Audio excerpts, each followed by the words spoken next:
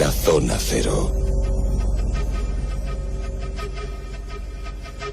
Tiempo de monográfico Zona Cero. Jesús Callejo, Carlos Canales, muy buenas noches. Hola Bruno, buenas noches. Hola Bruno, buenas noches. Bueno, aquí hemos hablado en muchas ocasiones de desapariciones, de algunos casos clásicos, de numerosos episodios ocurridos en ese polémico Triángulo de las Bermudas, de desapariciones como las asociadas a los pasajeros y a los tripulantes del buque Mary Celeste, el famoso regimiento Norfolk, que después se descubrió que fue un fraude, una leyenda, pero hoy traemos una equivocación, sí, más bien.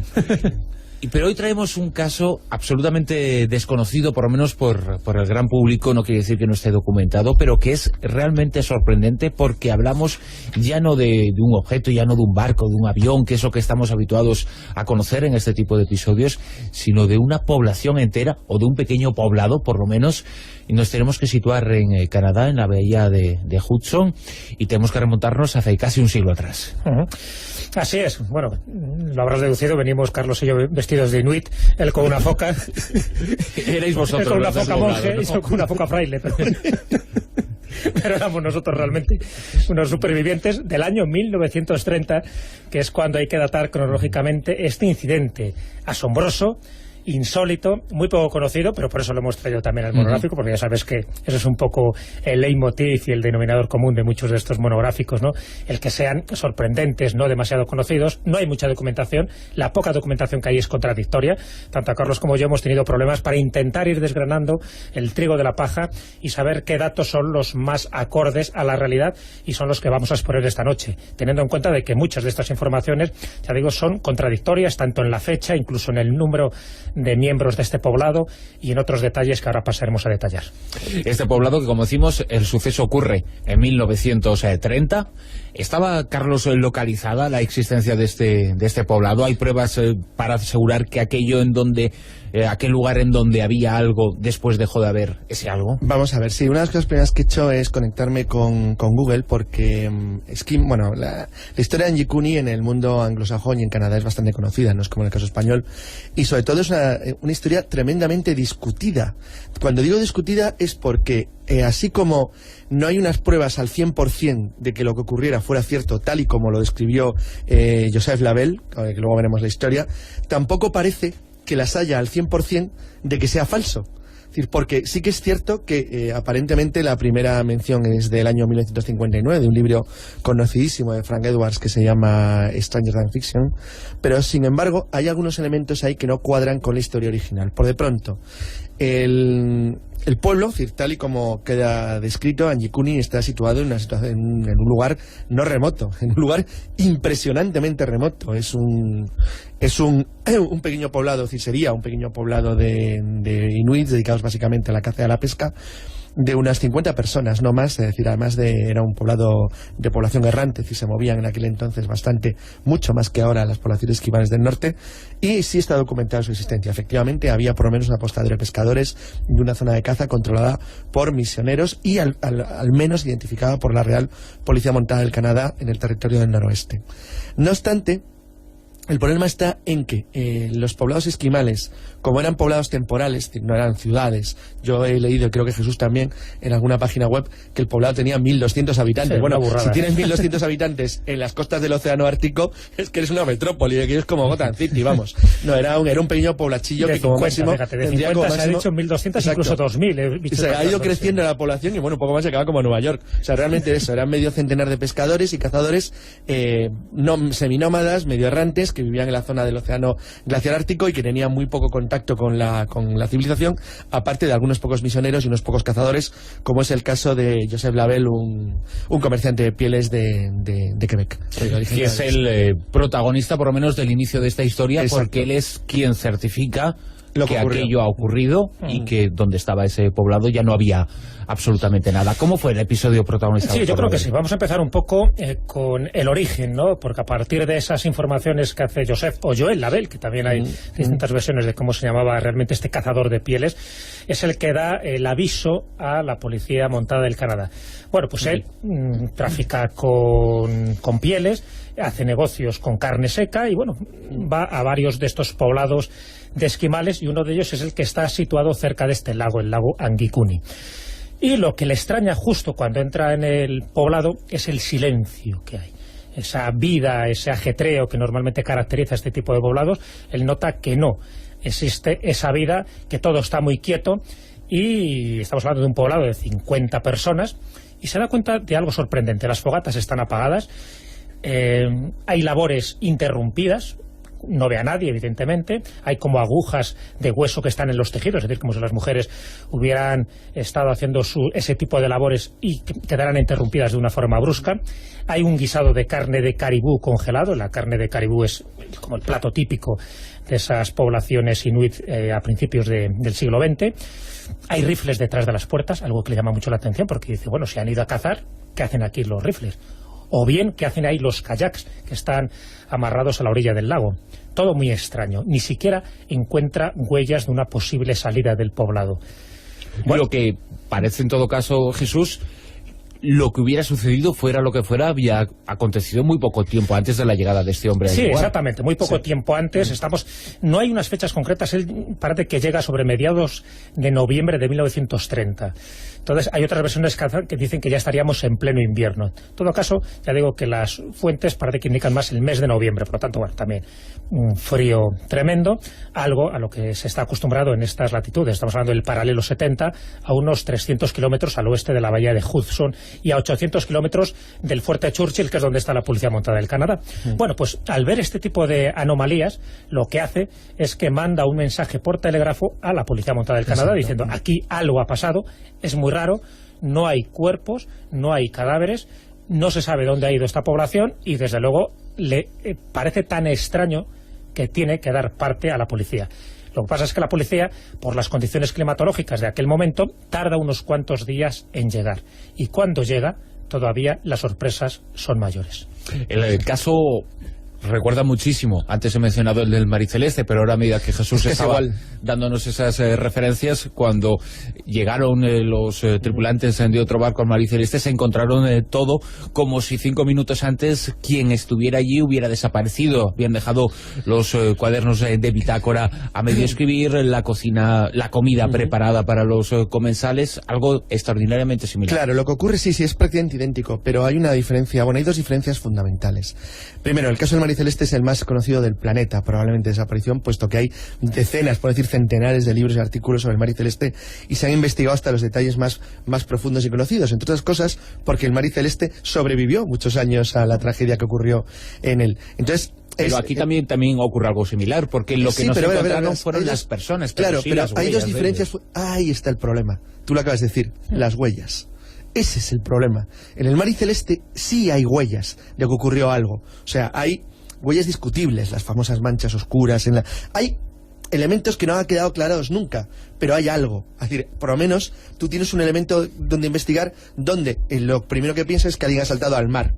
Aunque parezca absurdo, pero lo que piensas, dado que está rodeado de agua, piensas que lo primero que puede ocurrir es eso. Es decir, hay una explicación científica a lo que puede ocurrir. No sabes cómo pasó, pero sí sabes cómo puede desaparecer una persona en el mar sin dejar huellas, dejando el barco, tirándose al agua. Que es exactamente, si recordaréis, lo que ha pasado hace pocas semanas con un catamarán australiano que apareció exactamente igual que el Mariceleste. Este es un fenómeno que, como es bien conocido, es recurrente, ocurre cada cierto tiempo, llama mucho la atención al planeta entero y luego se olvida, queda para siempre como un archivo del tiempo. Bueno, pues aquí hay una diferencia esencial, y es que precisamente lo que la policía nota cuando llega a Angikuni es que no hay huellas. O sea, nadie se va en la nieve sin dejar huellas. Es decir, las huellas se borran por el viento o por la nueva nieve, pero siempre tú dejas algún rastro. Las raquetas de nieve, los perros, los trineos, es decir, los elementos para poder moverte dentro de un territorio tan desolado como ese, seguían allí y seguían en su sitio. Y dentro de un territorio tan desolado, en donde es muy difícil, en muchos kilómetros a la redonda, el dato es fundamental. El fuerte donde se encuentra la Policía Montada de Canadá. Churchill está para que si alguien se imagina un mapa de Canadá, en el agujero de la bahía de Hudson, pues abajo. Claro, pero a 800 kilómetros del lugar, casi el punto más cercano en donde alguien puede decir, bueno, aquí estoy, ¿no? Y que por eso Churchill, si alguien mira un mapa, está ya en la quinta puñeta del mundo. O sea, en medio de la nada, tanto un caso como otro. Es que los dos están en la nada. Y mucho más en 1930, claro, no es como ahora. Claro, y además las comunicaciones todavía eran peores, ¿no? Y al lado de este lago, ¿no? Bueno, pues fíjate, una de las cosas que se empiezan a encontrar, y si ya es raro todo lo que te acabo de comentar, todavía es más raro lo que encuentran los policías canadienses. Y lo que encuentran son dos cosas que les atemorizan incluso, porque se cercioran de que no se habían llevado sus trineos ni sus perros, lo cual les llamaba mucho la atención. Pero cuando hacen una investigación un poco más profunda se dan cuenta que es que no se han llevado a los perros, porque pensaban, dice, bueno, si no están, los trineos están aquí, pero no están los perros, por alguna razón se llevaron los perros. No, los perros estaban allí. Pero ojo, estaban atados a sus estacas, estaban totalmente cubiertos de nieve, por eso no se les vio en un primer momento, estaban congelados, los perros no pudieron deshacer sus nudos y además, y esto es lo tremendo, estaban parcialmente devorados unos a otros por el hambre, por intentar salir de aquel atolladero, de aquella trampa, ¿no?, en la que involuntariamente se habían sumido estos perros y donde veían que estaban muriéndose de frío, no tenían comida y al final unos a otros se fueron matando a dentelladas, posiblemente para alimentarse. Bueno, pues ese es el espectáculo dantesco que se encuentran con estos perros que estaban atados. Sí, y esa es una de las cosas que ven y que ya les aterrorizan, pero cuidado. Hay una que les da un miedo. La segunda anomalía que aparece. La segunda es eso, Pelopunti, que es una cosa terrible. La segunda es que efectivamente no había nadie en Anjikumi, se había ido todo el mundo, estaban los perros muertos, congelados, como ha dicho Jesús, devorados entre ellos. Pero alguien se había molestado en hacer un extraño y pequeño trabajo. Anjikumi era un poblado permanente, es decir, un establecimiento de un pueblo, como he dicho, seminómada y errante, pero era pueblecito, al fin y al cabo, aunque fueran solamente 50 habitantes. Pues alguien había que era un destino recurrente de esos nómadas, claro, que tenían como una ubicación más o menos... Sí, más o menos fija, pero como sabéis, tanto los indios como los inuit, es una costumbre no solamente india, sino también esquimal, los cementerios ocupan lugares sagrados que se hacen en medio de los bosques, en pequeñas colinas, que es donde ellos entierran, que suelen ser respetados por todas las tribus, los de unos respetan a los de los otros. Bueno, pues cuando avanzaron por el bosque y llegaron al cementerio se encontraron la mayor sorpresa de su vida. Alguien se había molestado en abrir todas las tumbas, se habían llevado todos los cadáveres. No había nadie.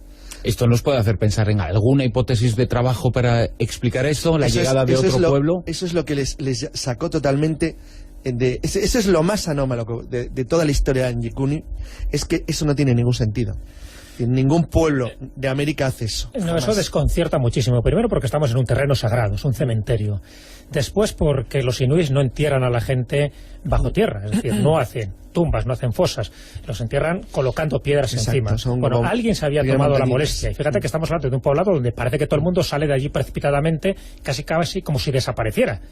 Y sin embargo, sí se toma la molestia, el que estuviera allí, de quitar piedra tras piedra para desenterrar a esos cadáveres y llevárselos consigo. ¿A dónde? No estaban ni los vivos ni los muertos. Pero ese dato todavía era más desconcertante. Es decir, si había algún tipo de explicación o de teoría convencional, esto lo desbarata todo. Esto hace pensar es una profanación en toda regla, pero hace pensar incluso en que si eso lo provocó alguien, es como una teoría, no más, ¿no? Un planteamiento ante lo que decís.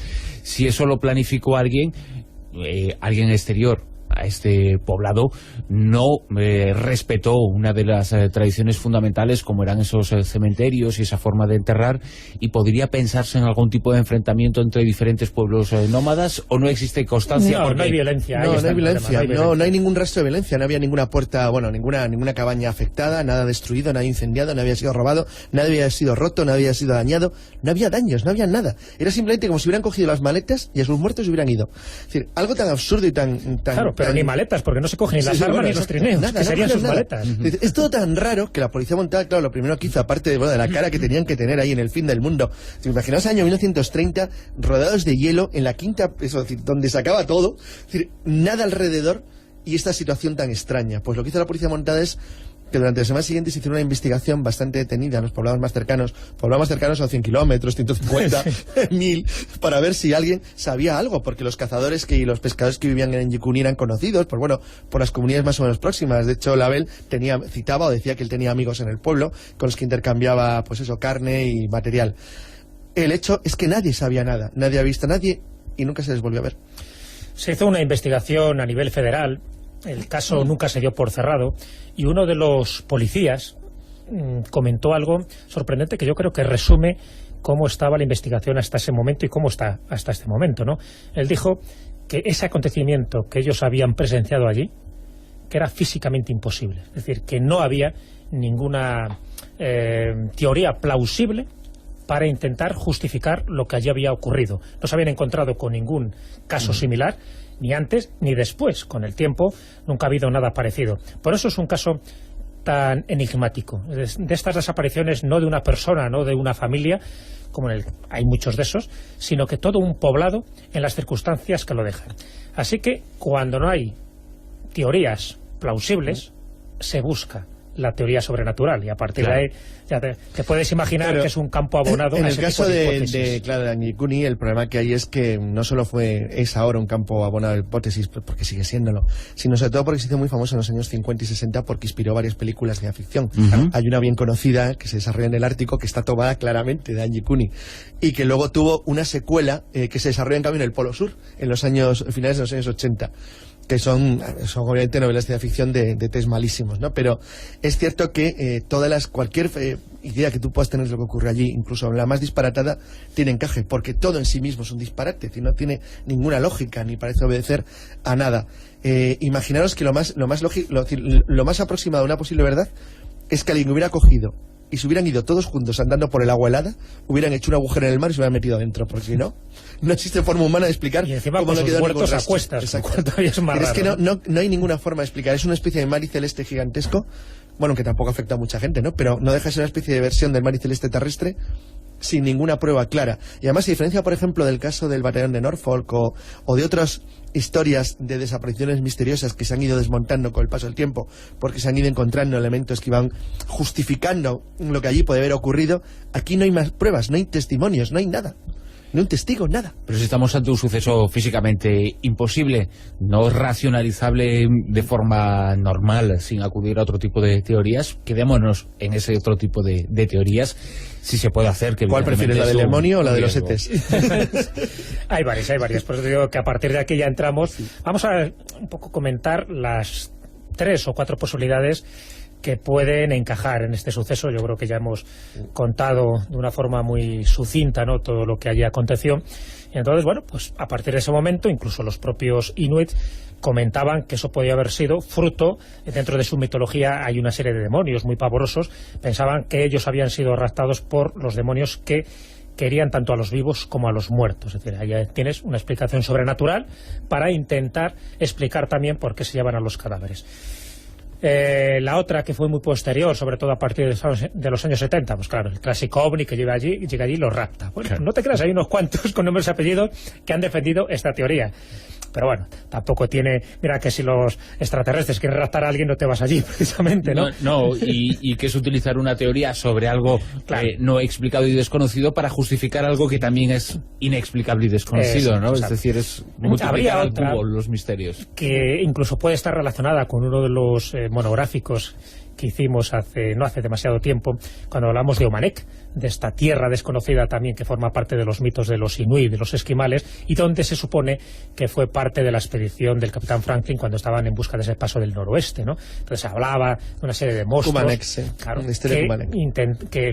pero fíjate, estamos hablando de mediados del siglo XIX, y en este caso estamos hablando de una historia de 1930. Pero bueno, estamos hablando de una especie de tierra desconocida que intentaría justificar qué pasó con parte de la expedición de Franklin, y en este caso algunos investigadores pues dicen que también esa tierra de Omanek existiría y que por algún tipo de razón pues pasaron a esta... El mito de Omanek es un mito de mundos paralelos, es decir, es una historia, bueno, pues que se recurre de vez en cuando a ella, pero que en realidad referiría a eso básicamente, a puertas de mundos, universos distintos. Que sigue siendo también igual de increíble. O sea, en cualquier caso, lo que sí que es verdad es que es curioso. Willy Strieber lo citó, el caso de Yanyikuni, en su libro, y bueno, he hablado de él en ocasiones, porque la verdad es que, por ejemplo, yo he hecho una prueba que es conectarme a la website de la Policía Montada del Canadá para ver si efectivamente ellos lo citan y lo comentan, pero cuando lo comentan dicen que no hay ninguna prueba de que eso fuera cierto, que bueno, que sus archivos, esa investigación no existe, pero lo cierto es que, por otro lado, luego en un montón de foros canadienses hay un montón de gente que sostiene que bueno, que no es exactamente del todo cierto lo que la propia Policía Montada dice. Entonces, claro, decir, es una especie de estos de círculos viciosos que se van montando, donde tú no recuerdas ya al final qué es lo que es verdad y lo que es mentira. A mí me llama la atención porque me gustaría ver cómo se interpreta. Lo digo porque es el boletín, es decir, es el domingo en el que abrimos los boletines de la tertulia de las 4 Cs, que justo nace con la fotografía del catamarán australiano abandonado, flotando en el océano Pacífico solo. Entonces, me gustaría saber cómo se verá esa noticia dentro de 140 años. Porque, es decir, estas cosas que ocurren de vez en cuando en el mundo, que ocurren. Es decir, el caso curioso es que cuando se habla de desapariciones, en uno de las webs que he estado viendo esta tarde que discutía el caso de Angikuni, claro, una persona decía que en Estados Unidos y Canadá han desaparecido en no sé qué periodo de tiempo 4 billones de personas, de los cuales los casos resueltos suponían, bueno, decía una burrada de casos resueltos, pero al final te seguía faltando del orden de 50, 60 mil personas, de las que no sabías absolutamente nada. Es decir, bueno, entonces dices, bueno, claro, es un continente, prácticamente es una población enorme, pero si lo extrapolamos a España, el número de porcentaje de personas de las que no se sabe absolutamente nada que desaparecen cada año es bastante alto. Claro, esto no se puede comparar con una historia como la que estamos contando, que parece sacada de una novela de ciencia ficción o de terror. Sin embargo, lo que sí que es verdad es que todas estas historias generan tal cantidad de leyendas en su entorno que luego al final es prácticamente imposible desentramar la verdad y no lo encuentras, porque se citan y van cambiando. Lo que hablábamos de los 1.200 habitantes, ¿cómo puede pasar un pueblo de 50 a convertirse en uno de 2.000 habitantes en solamente 50 años? Pues simplemente porque lo van contando y para exagerarlo le vas aumentando. Posiblemente, y respondiendo a esa pregunta que efectuabas, Carlos, y ya con esto concluimos, ese caso, ese catamarán en Australia con muy pocos pasajeros, yo no recuerdo si eran 3, eran 2 o 3, sí. Pues posiblemente dentro de 150 años serán 70 pasajeros en el catamarán atlánticos. Pero el suceso, eso no quiere decir que el suceso no hubiera ocurrido y no sea absolutamente enigmático. Como y claro, la policía, la verdad es que hay que reconocer también que a la policía le joroba mucho estos casos. Claro. Porque no encuentra nada. Entonces es una situación tan desesperante. Fijaros como el de Australia, que no ha pasado hace nada, está totalmente enterrado y olvidado. Así es. Mira, dos últimos datos. Gran parte de este suceso generó, pues eso, distintos relatos de ciencia ficción, novelas. Hay una novela que es un bestseller, que está traducida también al castellano, que se llama Fantasmas, de Dean Koontz. Koontz, K-O y dos O's, los que conocen este tipo de novelas tienen la referencia. Está basada indirectamente en esto que pasó en el lago Angikuni. Y después la última teoría de la que yo tengo conocimiento para intentar explicar esto la establece Colin Wilson. Colin Wilson, que es muy conocido dentro del mundo esotérico británico.